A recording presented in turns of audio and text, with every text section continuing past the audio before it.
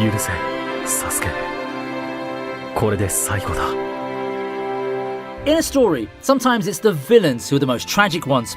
You see, there goes a saying that a good villain knows how to make you hate him, but a great villain is someone who has justified actions and might as well be the hero in some other story. While the saying can be applied to varying degrees of success in anime, I do think it does stick. Mind you, there are quite a few unjustified villains that go the extremes, but there are also some who feel quite sympathetic, especially once you get to know them better.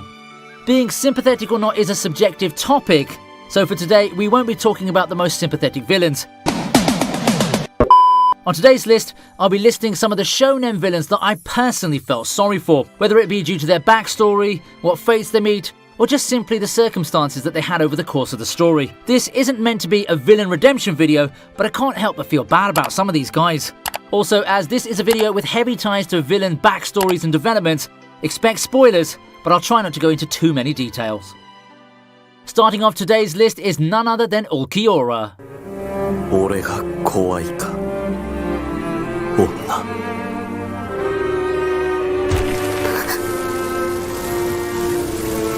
Here's a tragic villain to start things off. Among the Espadas, Ulquiorra has one of my favourite character developments. What makes Ulquiorra so effective in this role is the fact that this tragedy doesn't come from a backstory like a lot of the Espadas. He doesn't have the sad background as, say, Stark or anime Haribel. However, he more than makes up for it with how his character gets unravelled through the Hueco Mundo arc. Initially presented as the emotionless one amongst the Espada, his stay with Orihime eventually opens to us the emptiness that he really feels. I'm not sure how sympathetic of a character Ulquiorra can be when it comes to the typical Bleach viewer, but his curiosity about understanding human emotions and the human heart make for a dramatic journey to follow. His fixation with Ichigo and Orihime stem from that very real desire to understand humans, to comprehend the power of emotions they held within. And just as he's on the road to redemption, that door gets promptly shut on him.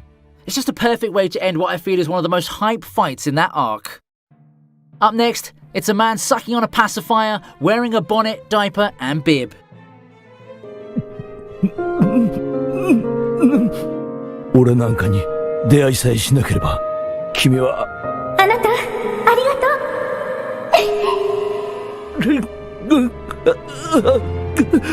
うすまない君を失いたくなくて俺は嘘をついたんだ Despite his sunglasses and his girl gang who insist he's hard-boiled, which I assume is the reason why he's such a hit with the ladies, it's impossible to take this big-bellied man-child seriously at first.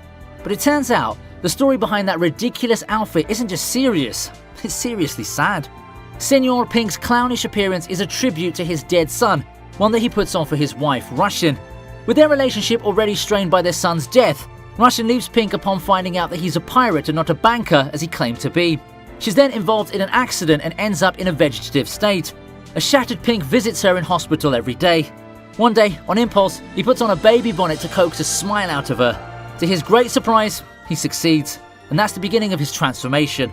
A man brave enough to be ridiculed by all for the smallest reward and the briefest moment of happiness has our respect. Is up next in our rogues gallery of tragic shonen villains. Curiosity Kill the Cat is what I'd use to describe Zeref's downfall. In this world, there are some things that we're not meant to know, and Zeref just had to have the curiosity to deal with life itself. It led to a curse, one that would begin his downward spiral. Zeref for me is a character whose reputation precedes the truth about him. For most of the series, he's been billed as this super villain, the ultimate dark wizard who would end the world, something like that. So I was excited to see him finally confront the heroes quite early on in the series, only to have my expectations subverted. Heck, if anything, it was Acnologia who fits the bill of the evil destroyer more. As the story of Fairy Tail unfolds, Zeref's since become a death seeker looking for atonement in his endless trudge across the world.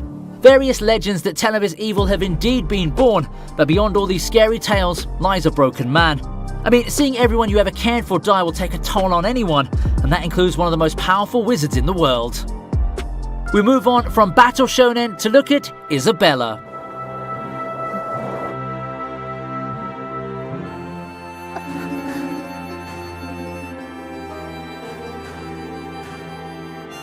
What lies beyond that firm facade of a strong woman, one who hides a very sinister knowledge underneath her warm smile, as one of the best caretakers of the Gracefield house? Tragedy. Lots of it. Let's see. Isabella started out quite the optimist like a lot of them. One of the best mom candidates, she reached that goal with record-breaking feats. However, it's not without pain and suffering, and en route to claiming the title of being the youngest mother of them all, she's lost so much in her struggle to survive.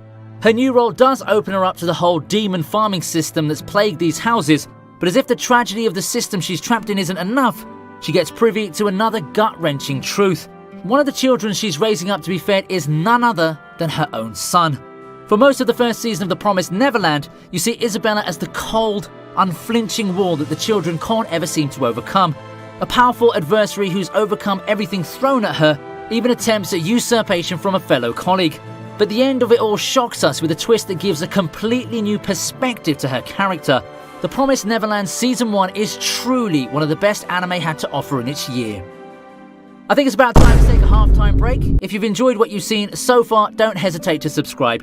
We're trying to get to that 1 million subscriber milestone, and we just need a little bit more of a push to finally hit that mark. We resume the list with Meruem. 毒に侵され長くない最後を小麦お主と打って過ごしたかった。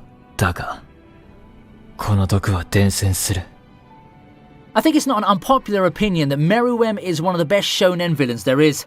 He may not have the grandiose charisma of some of the most broken ones like Aizen or Madara, but in terms of character writing and development, he's just on par with the rest of Hunter x Hunter in terms of execution. I won't say that he single-handedly carried the Chimera Ant arc, but he sure as hell played a crucial role in the arc being as awesome as it was. I'm not gonna lie, his battle with Netero is a thing of legend. There's a lot to say about Meruem that can become a character study altogether, like how he's such a great foil for Gon despite not interacting with him. Spoiler for a future video there maybe? But the moment that I'd love to focus on for the sake of this video is his moment of death. Don't lie, that final moment with Gomugi should have made you shed a tear at least. He came into the series by making an impact as a detestable villain, but we eventually see those traces of cruelty crumble through these interactions with others over the course of an arc. By the time he dies, he's become one of the best characters in shonen anime. A very honourable one at that. Like Ulquiorra, he has his most touching moments right at death's doorstep, closing the doors on one of my favourite anime villains of all time. Next up is Itachi. だから今度こそ本当のことをほんの少しだけ俺のことをずっと許さなくていいお前がこれからどうなろうと俺はお前をずっと愛している I expect this to be the most polarizing character that I picked for this list. Much has been said about Itachi or the Uchihas in general. Trust me, for those of you who weren't around back then, the discussion on Itachi's actions were a remarkable sight. I'd say it's on par with a lot of ship wars or political discussions in terms of intensity. So was Itachi a tragic hero all along? Was his role in the whole massacre completely justified? Personally, I'm leaning towards no. But I do think that what's come out of his actions is nothing short of tragic, and it's through those effects that I feel bad for him. While he may have done some reprehensible things, he's proof that things aren't as black and white as they're typically presented. Heck, his actions drove a little edgy brother to a whole path of revenge, when the true story would quickly shatter Sasuke's very purpose for pursuing revenge. And he had to carry that burden with him all throughout his run in the show, all while engaging in confrontations against Sasuke and fighting for his life. You can say what you want, but the amount of emotional baggage Itachi had to carry was pretty insane. The revelation of the truth and his final sacrifice makes his fight against Sasuke even more dramatic, and it's quickly become one of my favourites ever since it first aired. Following Itachi, we have Shigaraki. もう嫌だよ僕小さな小さな積み重ねみんな嫌いだ Now, this is a backstory that can really hurt people on a personal level. There's nothing more painful than having a father who just can't have it in him to support your dreams. As a child, that's some emotional scars that you just don't recover from, which makes the whole Shigaraki thing even more of a tragedy.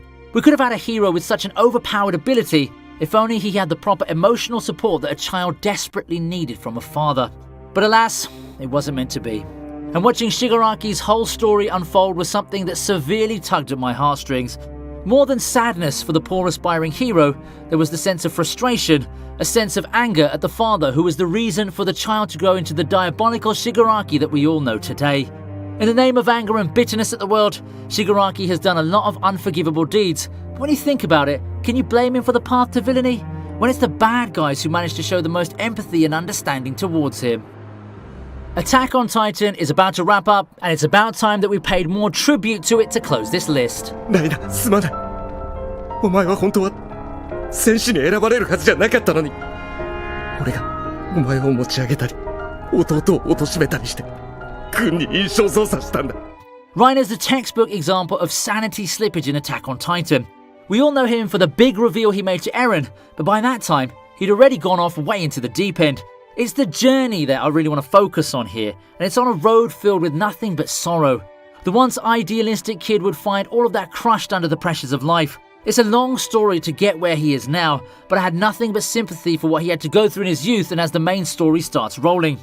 Who knew that all the while he'd been hiding everything to exude a reliable big brother image to his supposed friends? Personally speaking, I can imagine few things that could be as emotionally taxing as that. A traitor who has all idealism sapped out of him and to put on a front as one of the most trustworthy characters that these young bloods can ask for. It's just spectacular. I'm sure that amongst the notable characters in Attack on Titan, Reiner would not be topping a list of people's favourite or best character lists. There are just so many candidates to compete with, each with their own stories of triumph and despair to tell. However, I think that among those, I find Reiner one of the most tragic ones out there. And that wraps up my list of villains that you just can't help but feel bad about. I hope you had fun going through this list, and if you ever had some strong feelings regarding any of these people, I'd love to hear what you have to say about it. While you're at it, don't forget to check out the rest of the channel for mostly countdown videos. Memberships will also unlock some extra videos that you could be interested in, so do consider that option. You can also connect with me on social media through both Instagram and Patreon, and both are linked in the description box. Now, I had a really fun time making this list, and I would be extremely glad if you found it to be an impressive list too. Until next time.